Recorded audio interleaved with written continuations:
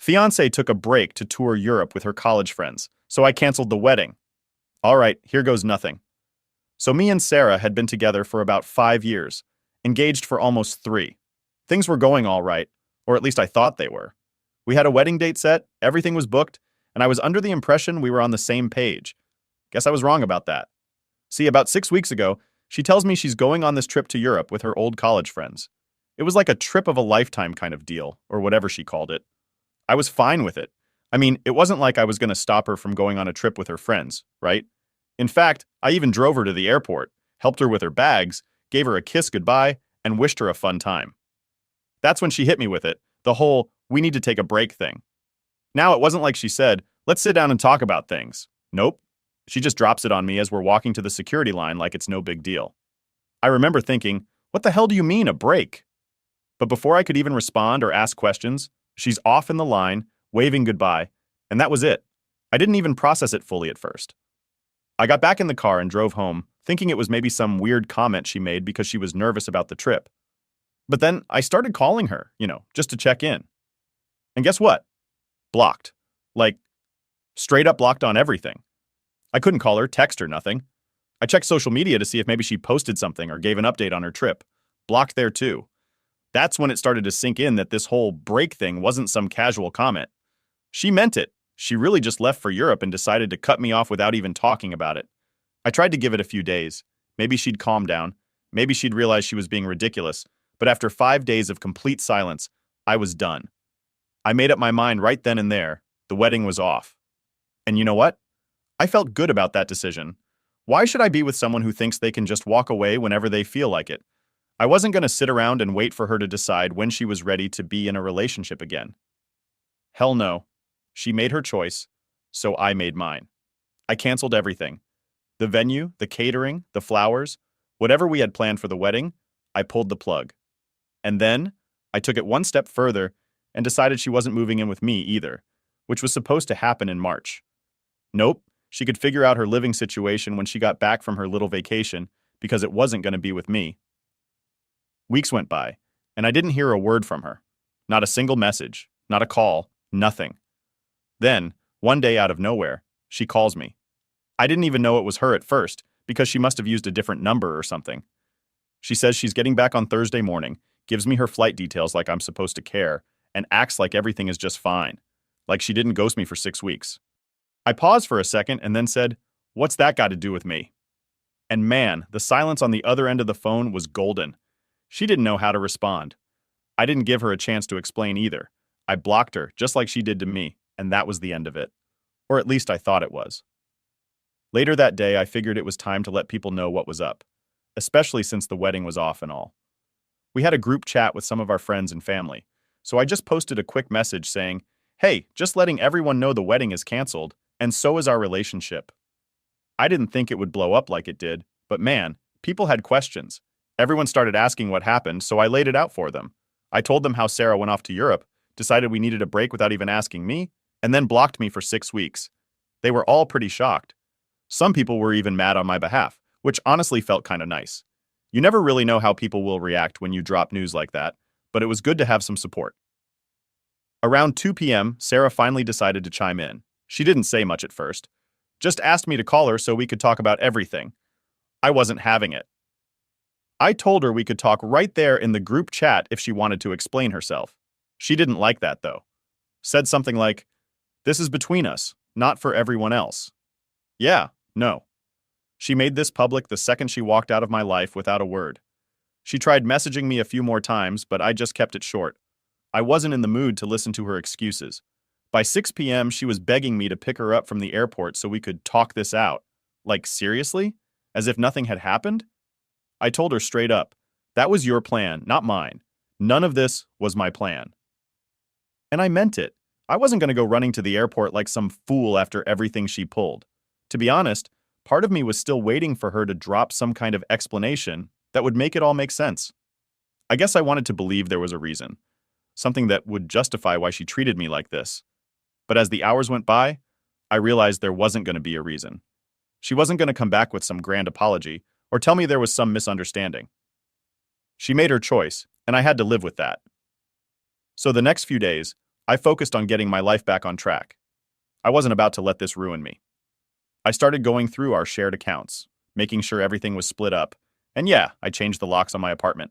Last thing I needed was her showing up unannounced, thinking she could just waltz back into my life. I was done with that. I even started looking at some trips of my own. I figured if she could run off to Europe for 6 weeks, maybe I should take some time for myself too. I deserved it after all the crap she put me through. Anyway, that's where things stand right now. She'll be back in a couple of days, but I'm not going to be there waiting. She can figure out her own way home. As far as I'm concerned, this chapter of my life is over, and I'm moving on to better things. All right, so let me tell you what happened next, because things got wild pretty quick. After I made my peace with the fact that the wedding was off, I figured it was just a matter of time before Sarah tried to reach out again. I was ready for it, but what I didn't expect was how fast she'd try to play the victim card. It all started when I got this message from one of our mutual friends, Emily. Now, Emily's cool. She's always been straight with me. But this time she was a bit hesitant, like she didn't really want to get involved. But she sends me a screenshot from another group chat, one that I wasn't in, obviously. It was Sarah talking to some of her friends, trying to paint this whole thing like I was the one who overreacted. Can you believe that? In the chat, she's telling them how stressed she was about the wedding and how she needed space to clear her head. She even said something like, "I didn't mean for the break to last that long, but I thought he would understand." And then there was this gem. I just needed to figure out if I was ready for marriage, but he canceled everything before I could talk to him. I almost laughed when I read that. Like she blocked me on everything for 6 weeks, then acts like I'm the one who didn't give her a chance to talk? Nah, that's not how this works. I felt my blood boiling just reading the messages. She was playing the whole poor me card, telling everyone that I was being irrational and rushed into canceling the wedding. At this point, I knew I couldn't just let her keep running her mouth, making me look like the bad guy. So I decided to address it head on. I wasn't going to let her rewrite history. I jumped into the main group chat where all our close friends and family were still buzzing from the wedding cancellation news. Everyone was trying to figure out what the hell was going on, and I figured it was time to clear the air. I posted a message that said, "Look, I just want everyone to know the truth here. Sarah decided we were taking a break without talking to me, blocked me for 6 weeks, and now she's acting like this is some kind of miscommunication. I canceled the wedding because I wasn't going to sit around waiting for someone who didn't respect me enough to even have a conversation." Immediately, people started replying, offering their support and saying how messed up the whole situation was. Sarah was silent in the chat for a good hour or so after that, but then she finally came in with some weak excuse about how she didn't think it would go this far and how she never meant to hurt anyone. Again, no accountability, no real apology, just trying to save face. One of my buddies, Jake, jumped in and called her out right there in front of everyone. He was like, "Sarah, you can't just drop a break on someone and disappear for weeks and expect everything to be fine when you come back. That's not how relationships work." Honestly, I was relieved someone else said it because I was getting tired of defending myself at this point. Now here's where things got interesting. Sarah's friend Megan, who I always suspected was kind of shady, decided to back Sarah up. Megan starts saying how Sarah's been through a lot and how wedding pressure can really mess with your head. She was trying to make it sound like Sarah was the victim of stress and anxiety, which, okay, I get that planning a wedding is stressful, but come on, that's not an excuse to block your fiancé and go radio silent for 6 weeks while you're partying in Europe. Megan goes on, saying stuff like, "You should have given Sarah more time to process everything, and maybe you acted too quickly by canceling the wedding." That's when I lost it. I wasn't about to sit there and listen to some third-party person who wasn't even in the relationship try to tell me how to handle it. So I replied, "Megan, with all due respect, you don't know the half of it. This isn't about wedding stress. It's about the fact that Sarah blocked me, cut me off completely, and didn't bother to talk to me once during the whole trip. I tried. I called, texted, and got nothing. How much more time was I supposed to give her? Another 6 weeks? A year? If Sarah didn't want to be with me, she could have said that. But instead, she disappeared and expected me to just sit around waiting. That's not how it works." The chat went quiet after that. I think everyone was starting to realize just how messed up the whole situation was. Even Megan didn't have much to say after that. A couple of days passed, and I thought maybe things would calm down. But nope. I get another call from Sarah's sister, Rachel.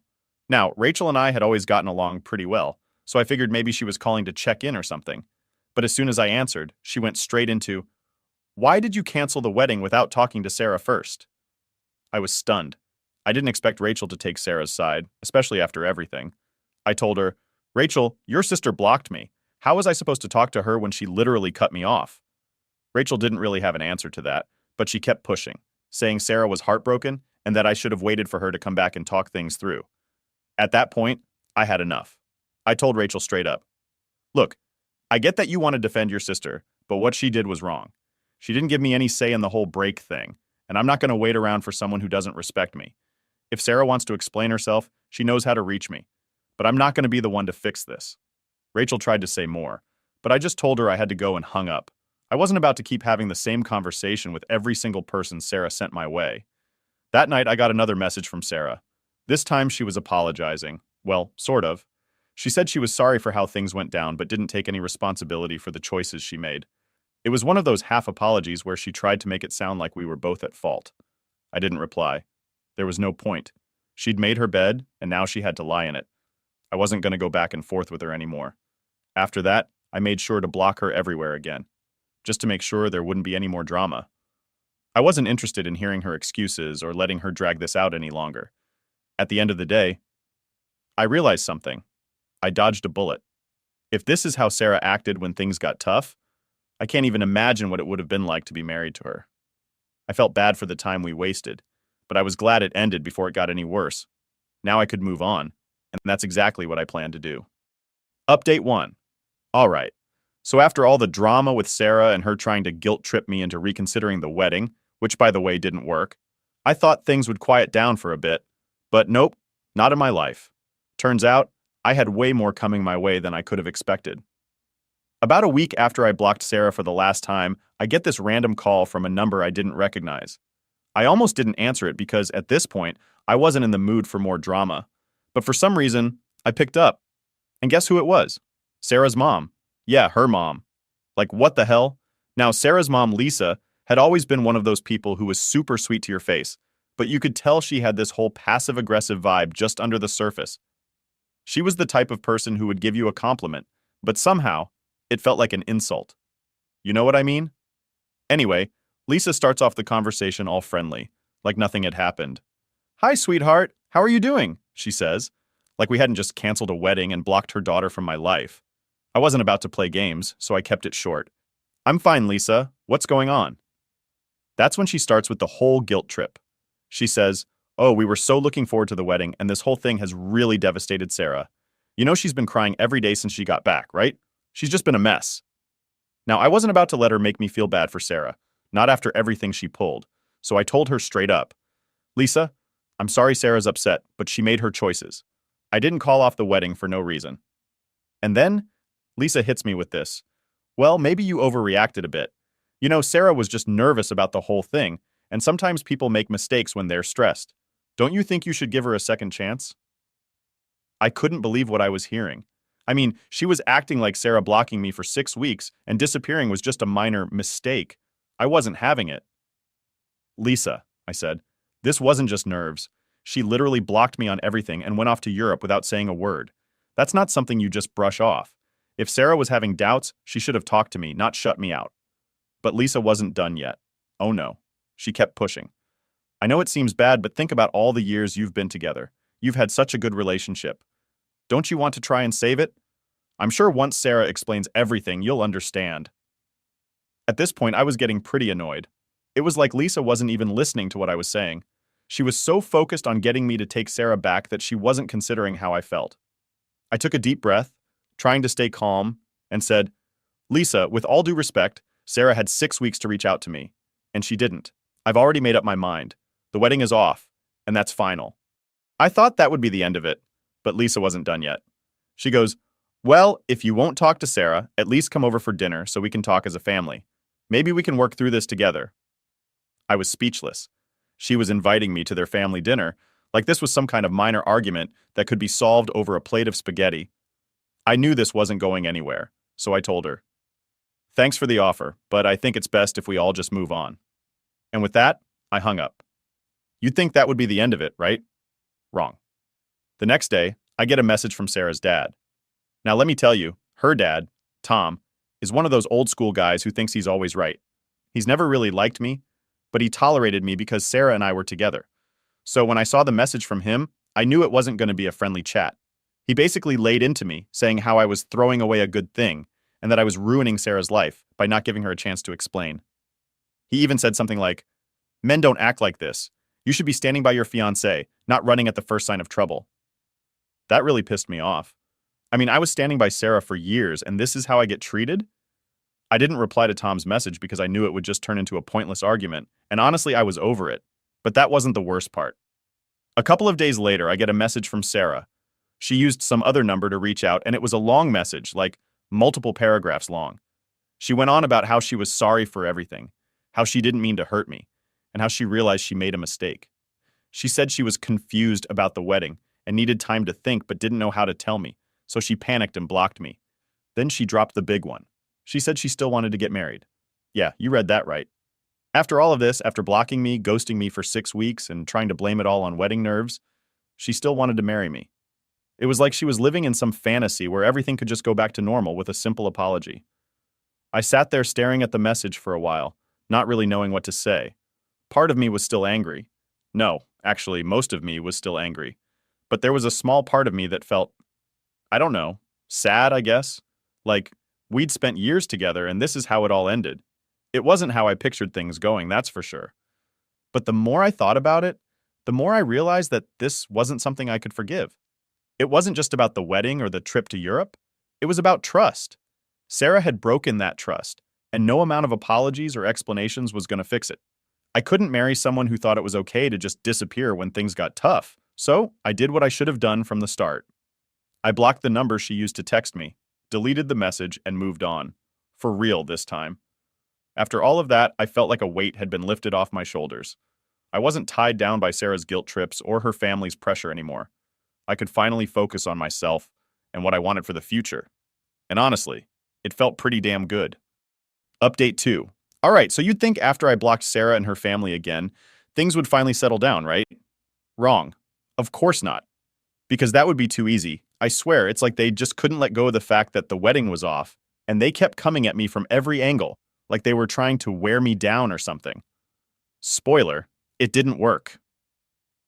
A couple of days after Sarah's last attempt to reach out, I get a text from someone else. This time, it's from one of Sarah's bridesmaids, Katie. Now, Katie and I weren't exactly close. I mean, she was always nice enough when we hung out as a group, but she was more Sarah's friend than mine.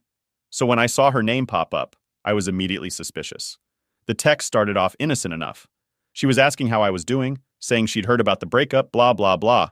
But I wasn't stupid. I knew she wasn't just checking in for no reason. So I kept my response short, something like, "Yeah, I'm fine, just dealing with everything one day at a time." And then she hits me with it. "I think you should hear Sarah out." Here we go again. I stared at my phone for a minute, trying to figure out if I should even respond. Part of me wanted to just block Katie too and move on, but I was curious. I wanted to see where this was going. So I asked her why she thought that. Katie goes on this long rant about how Sarah's been really struggling and how she's been crying every day since she got back from Europe. She said Sarah was too scared to reach out to me directly because she thought I wouldn't listen. Apparently, Sarah had been telling her friends that she messed up big time, but didn't know how to fix it. I sighed, feeling that frustration bubble up again. "Katie, I've heard all of this already. I gave Sarah chances to explain herself, and she didn't. She blocked me for 6 weeks and then expected everything to be fine when she got back. That's not something I can just forget." Katie tried again, saying how Sarah just needed space and didn't mean to hurt me. But the more she talked, the more I realized what was really happening. Sarah had sent Katie to do her dirty work, thinking maybe I'd listen to someone else. It was like she didn't even have the guts to face me herself anymore. I was done. I told Katie, "Look, I appreciate you trying to help, but this isn't something that can be fixed with a few apologies. It's over, and that's it." I could tell she wanted to keep pushing, but I didn't give her the chance. I blocked her right after that, and then, just when I thought I was finally in the clear, I get another message. This time, it's from one of Sarah's cousins, Mark. Now, I hadn't heard from Mark in months, and out of nowhere, he's texting me, asking if we can meet up to talk about everything. At this point, I was so fed up with everyone trying to drag me back into Sarah's drama that I almost didn't respond. But curiosity got the better of me. I wanted to know what angle Mark was going to come at me with, so I agreed to meet him for coffee. When I showed up at the cafe, Mark was already there, looking a little nervous. We sat down, and after some awkward small talk, he finally got to the point. "Look, man, I know this whole thing with Sarah has been a mess. I just wanted to check in with you and see if there's any way you two could work things out." I almost laughed. Mark, it's done. There's nothing to work out. She made her choices and I made mine. He looked uncomfortable, like he knew he was about to say something I wasn't going to like. Yeah, I get that. But here's the thing. Sarah's been talking about how she thinks she made a mistake. And, well, she's been hinting that maybe you guys could try again if you gave it some time. I put my coffee down, trying to keep my cool. Mark, no offense, but Sarah had her chance. She made a mistake, fine. But she didn't just make a mistake. She ghosted me for weeks. She cut me off like I didn't even exist. That's not something you can just bounce back from. He nodded, but I could tell he wasn't really hearing me. Yeah, but what if she's serious about fixing things? She's been talking about wanting to make it up to you. I shook my head. Mark, I appreciate you coming here and trying to help, but it's not going to happen. If Sarah wants to move on, that's fine. But I'm not interested in picking up where we left off. We sat there in awkward silence for a bit after that, both of us kind of knowing that this conversation wasn't going anywhere. Eventually, Mark shrugged and said, I get it. I just thought I'd give it a shot. I finished my coffee, stood up and said, Thanks for trying, man, but it's over. It's time for both of us to move on. He gave me a half-hearted smile and we said our goodbyes. After that, I thought maybe, just maybe, that would be the last of it. I mean, how many people could Sarah possibly send after me, right? Well, apparently I was wrong again. Because the very next day, I get a message from Sarah's aunt, of all people. Now I barely knew this woman. We'd met at a couple of family events, exchanged polite small talk, but that was it. So when I saw her name pop up on my phone, I knew something was seriously wrong with Sarah's side of the family. Her aunt starts off by saying how she heard about the breakup and wanted to see how I was doing. At this point, I was so over it that I just straight up asked her, Did Sarah send you? Her response? Well, not exactly, but she's really been struggling and I thought I could help mediate things between you two. I almost threw my phone across the room. Mediation? I texted back. There's nothing to mediate, we're done. I don't know how much clearer I can make it. She didn't give up, though. She said something about how love is worth fighting for and how I shouldn't throw away years of a good relationship over a misunderstanding. That's when I realized that Sarah had probably been feeding her family this whole sob story, making it seem like I was the one who overreacted. I didn't even bother replying this time. I blocked her and decided that was it. No more conversations, no more explanations, no more giving people the chance to drag me back into that toxic mess. I was done. For real this time. After that, things finally quieted down. No more texts, no more calls, no more random family members showing up in my inbox trying to guilt me into taking Sarah back. It felt good, like I could finally breathe again without the weight of her drama hanging over me. And honestly, for the first time in a long time, I felt like I was actually moving forward. No more waiting for apologies that didn't mean anything, no more wondering what could have been, just me, focusing on what's next. And that's exactly what I needed. Update 3. Alright, so here's how everything finally wrapped up. And yeah, things didn't end quietly, of course. You'd think after blocking Sarah, her mom, her bridesmaids, and pretty much her entire family, things would just die down. Well, that's not what happened. Because Sarah, she decided to make one last move. And it was the one that made me realize just how far she'd go to try and win me back. Or at least get her way.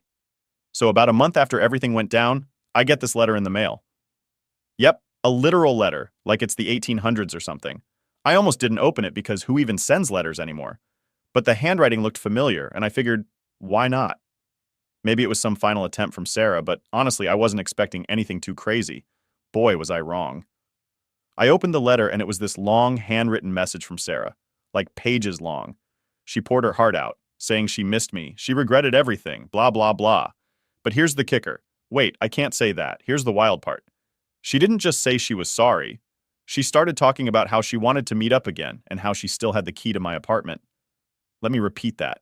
She said she still had the key to my apartment, the same key I had completely forgotten she even had. My stomach dropped. I mean, I'd already changed the locks once when this all started, but I hadn't even thought about the fact that Sarah might still think she had access to my place. I immediately got up, checked the locks, again, and started thinking about what to do next. But that's not all. The letter wasn't just some apology. She was basically laying out a plan for how we could start fresh. She said she'd been talking to her mom about how we should go to couples counseling, and she thought if we could just meet up and talk face to face, we could work things out. At this point, I was more annoyed than anything. Like, she seriously thought this was a good idea? After blocking me, ghosting me, sending her entire family after me, and then acting like I was the one who needed to fix things. I couldn't believe it. But it gets better. Toward the end of the letter, she mentioned that she'd already started making arrangements for us to meet with a counselor. Like she had already booked the appointments without even asking me. The audacity, right? She didn't ask if I was interested, didn't check in with me at all. Just assumed I'd go along with it. I was fuming. I couldn't believe she still didn't get it.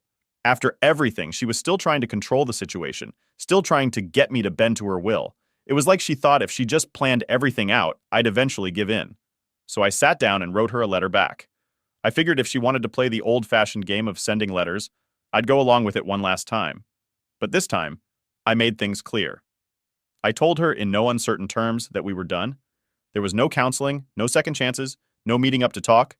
I told her to return the key, even though I'd already changed the locks again, and that she needed to move on because I sure as hell was. I sent the letter back and felt pretty good about finally shutting that door for good. I thought that was going to be the end of it. But nope. A week later, I get another letter from her. This time it was much shorter. She didn't argue or try to convince me to go to counseling. She just said she understood where I was coming from, but she still thought we should talk. And then she said something that really freaked me out. She mentioned that she'd driven by my apartment a couple of times and saw that I wasn't home. She didn't say why she was driving by or what she was doing, but the fact that she was checking up on me like that sent chills down my spine. At that point, I knew I had to do something more drastic. I wasn't about to let this turn into some creepy stalking situation. I called my landlord and asked about getting extra security, maybe even cameras installed. I wasn't playing around anymore. And just when I thought things couldn't get any weirder, I get a call from my mom. Now my mom knew about everything that had happened, and she'd been super supportive throughout all this. But she called me to say that Sarah had visited her, like showed up at her house unannounced, asking to talk about us. I almost dropped my phone when she told me that. Sarah had gone to my mom's house to try and get her to convince me to take her back. I was pissed. Not only was Sarah crossing boundaries with me, but now she was dragging my family into it, trying to manipulate the situation through them. My mom, bless her heart, didn't fall for it. She told Sarah that I'd already made my decision and that she needed to respect it. Sarah apparently got emotional and started crying, but my mom didn't back down. She told her that it was time to move on. After that call, I realized I needed to take one final step to end this for good. I filed for a restraining order. I didn't want to, but I felt like I had no choice. Sarah was getting too close, and I needed to protect my space and my family. When Sarah got served with the paperwork, she finally backed off. No more letters, no more visits, nothing. It was like she finally got the message. I didn't feel good about having to go that far, but I knew it was the right thing to do. And honestly, after everything that happened, I learned a lot about myself. I learned that it's okay to stand up for your boundaries, even when people don't want to respect them. I learned that you don't owe anyone endless chances, especially when they've broken your trust. And most importantly, I learned that moving on isn't just about walking away. It's about protecting your peace and your future. So yeah, that's it. That's how it all ended. I'm finally free from all the drama, and I'm moving forward with my life. It wasn't easy, but I made it through. And now, I'm just focused on what's next. No more looking back.